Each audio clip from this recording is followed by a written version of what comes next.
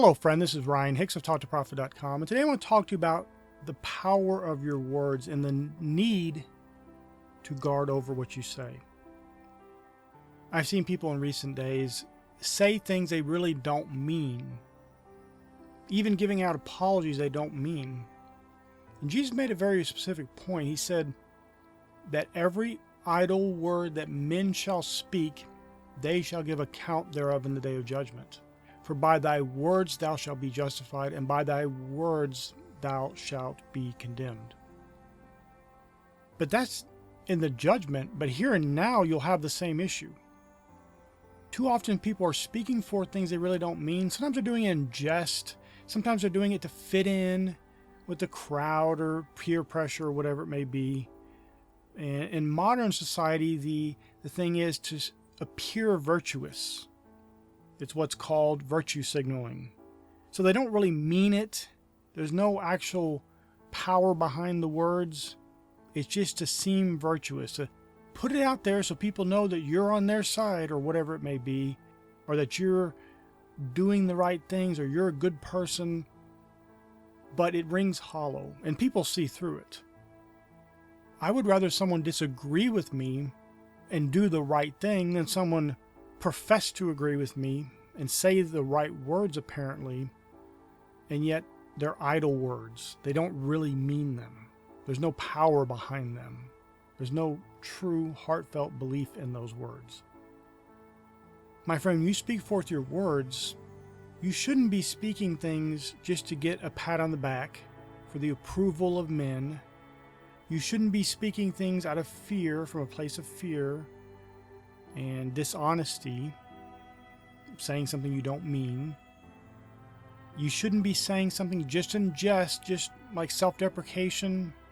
You know, that's one of the things, I'll be very blunt about this, that I did myself. Self-deprecation and self-deprecating humor I found a lot of enjoyment in, and yet I'm speaking forth words I really don't mean, and harming myself in the process, because you're speaking forth these words beyond the judgment. In the here and now, you're creating a life that you don't want. You're talking about things you don't want. You're speaking forth words that you don't really want that end result. And you get that end result, and that's not what you want. And I've told people this before, that watch what you speak throughout the day. Write it down. Because many people really do not realize how many negative things they say about themselves and about other people. You know, the foolish man judges another person, the wise man judges himself. That's an old proverb, but it's very true. It's a very truthful point, that you need to be examining yourself, not looking at others, what they're doing and critiquing it and telling others about, oh, that person's not doing that right, and that person over there is not doing that right. You need to get in yourself, focus on what you're doing, how you're speaking, and speak forth those words that are uplifting, that are edifying, that are pure, that are virtuous, that people, when they hear them, it brings about joy in their hearts. And not joy from laughing at you, demeaning yourself, or demeaning another, but joy because your words are pleasant. Your words have the beauty of the Lord in them. Your words are filled with grace and love and peace. At the root of people's issues in life is their words. With the tongue you confess to salvation, but with the tongue you also damn yourself. You bring judgment into your life. You cause all kinds of untold havoc in your own life by speaking forth words you don't want. And here's something very important. Because yes, speaking negative words about yourself will hinder you, but speaking negative words about somebody else will also hinder you. Because more than just the words, the actual formation of the sentences and what the meaning is the vibration behind them. Because you could say something that is technically true, and yet it be a lie, because your intent is to deceive somebody. Your intent is to mislead them, or tell them a truthful statement in such a way that you know they'll interpret it a different way, that makes it into be an actual lie. And so you can speak forth words, but your vibration behind them is negative. And when you're in that negative vibration, you're attracting more negativity into your life, even if the negative vibration is not about you, but about somebody else. And this is one of the fatal flaws in all the movements in the world, all the talk in the world about doing this and doing that, is that so many people are doing the opposite of what Jesus commanded. Jesus said, resist not evil, and they're resisting evil. They're putting up a resistance. And because they don't know the Spirit, and because they don't walk with Jesus, and because they don't understand the power of their vibration, they're wallowing around in this fleshly battle, thinking that if they put enough effort, if they fight hard enough, they're going to somehow get the results they want. Meanwhile, all that fighting does is builds up the thing they don't want. And even if that one thing gets removed, it just brings more and more and more negativity into their lives. And it's needless because they're causing it. They're bringing it into their own lives by their choice of being in resistance. Speaking forth those words that are resisting, speaking forth things in a negative vibration. My friend, you have a choice every day when you get up. You awake and you can choose. It doesn't matter if yesterday you were the most negative person on the planet. You can choose whether you're going to wake up and continue in negative vibration or start afresh as God's mercy is renewed every day, and start afresh and be positive and be in a high vibrational state and start undoing all those years of negativity that you've been sowing seeds to, both with your words and your actions.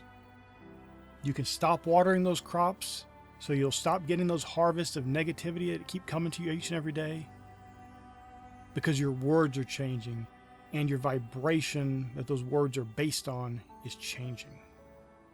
And so now you're speaking forth words of purity, words of true love, true peace, true joy that edify others. They don't tear you down and they don't tear anyone else down, even in jest. But you speak forth words of life. And so that when people hear you, like Jesus, they say you speak as someone who has authority, who has power, because your words will be that valuable. You won't be wallowing around the trivialities of this world, speaking forth their negativity, their fretting and fears and anxiety about all kinds of things going on. You'll be a completely different person. And I'll give you an example from my own life, is that I've had numerous people who have said, I've never seen someone who has your take on things, your perspective on things. Because I don't just go and start babbling out what the news is saying or whatever. And if I'm presented with something and I don't know the facts about it, I'll just say I'll have to research that. Because I don't know, and I can't have a real opinion about something that I don't know. This is one of the fatal flaws, and many people are going around speaking things about themselves and about others when they don't even have all the information. And so to speak is folly, and it's truly foolish. The scripture talks about this.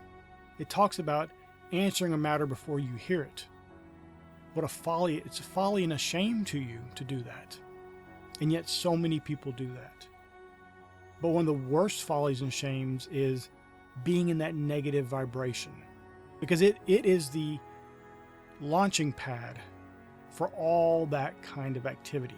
Speaking first before you know the facts about something, being negative about other people, speaking negative about government or people in authority over you because you perceive some slight against you or someone you know, or not even someone you know. A lot of times it's just random. You hear something and a rumor here and a rumor there, and then you are going off joining in that negativity, being dragged down to the bottomless pit of negativity that the world loves to bring people into.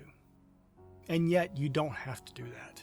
You can speak forth words of life, not idle words, Not words that are negative, not words that are hindering to you or other people, but words that are life-filled, joy-filled, abundance-filled, wealth-filled, health-filled, life-giving, powerful words of faith. My friend, I want to encourage you. I have a number of books I've written about affirmations that are affirmations for health and affirmations for wealth and finances, that I encourage you to get them today, because that is one of the keys to changing how you speak, is to have that bubbling up in you. Out of your spirit is flowing those words of life, where you're affirming, decreeing, confessing good, positive things each and every day about yourself and others. So I encourage you to get those books, because they'll be a blessing for you. I'll put a link in the description below so you can get them. My friend, I pray this is a blessing for you. May God bless you richly.